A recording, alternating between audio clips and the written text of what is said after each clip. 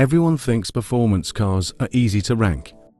But after testing real-world speed, practicality, and driving experience, some of the most popular cars are actually overrated and overpriced compared to competitors. Today I'm ranking 10 German performance cars for their overall performance and value, based on real-world driving, not just numbers. I personally feel that buying brand new is crazy with this type of car.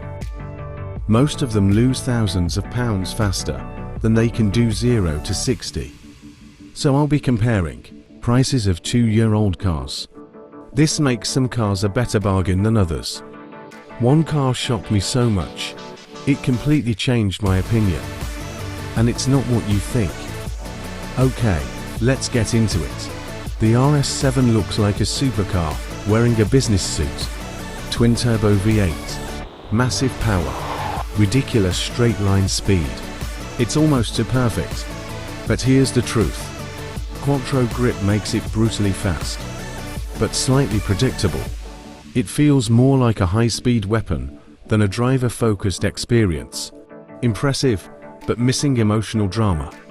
Also compared to the other Audis that share this platform, it's more expensive, but I don't feel like it's justified. Number 9 might surprise people, because the AMG GT looks like it could dominate this list. Rear drive dynamics. Huge AMG personality. And yes, it's fast. But compared to newer performance cars, it starts to feel slightly old school. The ride can be harsh. The tech isn't as advanced.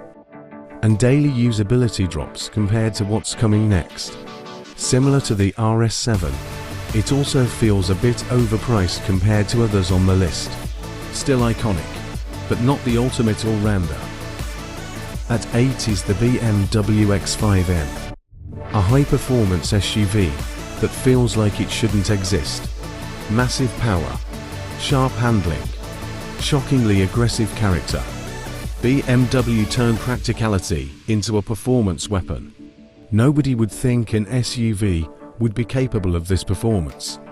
But, compared to BMW's best performance cars, it lacks that final layer of driver connection, and its extra height and weight mean it's not as dynamic to drive.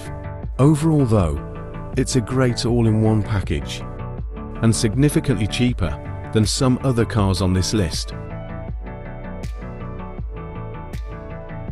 In at 7 is the Porsche Panamera Turbo, the luxury performance masterclass. 4-door practicality with Porsche DNA. Incredible balance. Insane long-distance speed. It does everything well, almost the perfect car.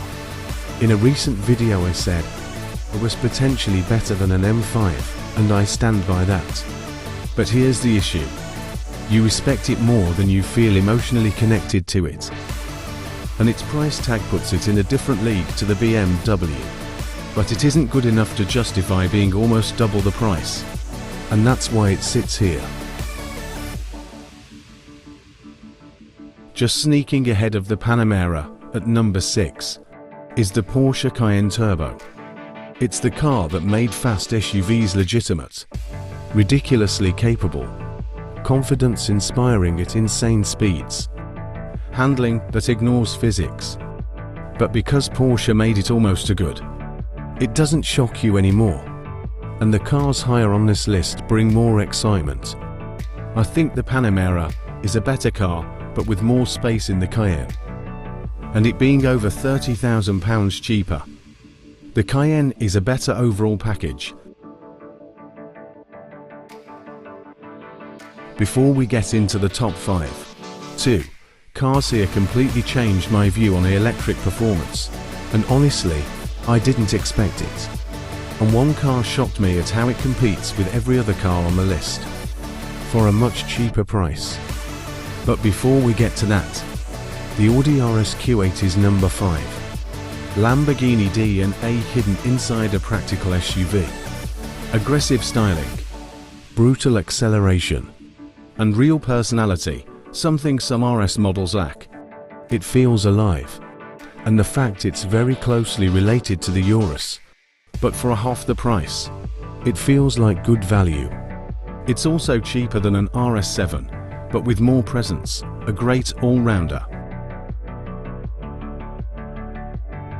Number 4 might be a bit shocking, but let me explain. It's the Porsche Taycan Turbo. This car rewrote the rules. Instant torque, unbelievable launch control, handling that feels impossible for its size and weight. The Taycan proves electric cars can be true driver machines. And whether you love EVs or not, its performance is undeniable. The reason I've ranked it so highly is because it delivers all the performance and practicality of the Panamera, but at a massive discount. I think the Panamera is a better car and has more soul with its V8. But for me, I can't see how that makes it worth more than twice as much. But I'm sure this will be a very divisive pick. Now for the top 3. There really is nothing between these 3. All 3 are amazing all-round cars. So value for money is the only thing I can separate them on. Number 3 is the Audi RS6 Avant, the ultimate family wagon that destroys sports cars. Practicality meets brutal speed, and arguably one of the coolest shapes ever made. The arch is instantly recognizable. There's no mistaking this for a normal A6. This is peak do-everything performance. It's not the cheapest on this list, but it's a lot of car for the money when compared to some of the others on the list. In at number 2 is a car that was criticized before anyone drove it. It's the BMW M5. Controlled chaos. Luxury when you want it. Absolute insanity when you don't. Rear-biased all-wheel drive. Explosive acceleration. Few cars balance comfort and aggression like the M5. Everyone said it was too heavy. The M division said weight is just a number. They've delivered a car that feels a lot lighter in the corners and has instant torque and efficiency on the straights.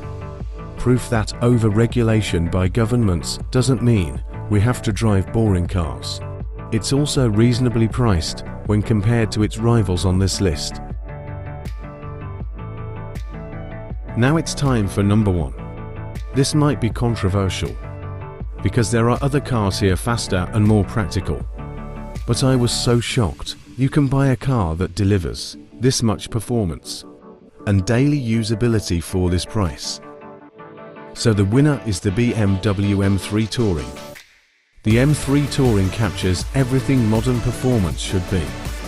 Precision handling, real driver engagement, practicality without compromise, and performance that genuinely surprises. It doesn't just go fast.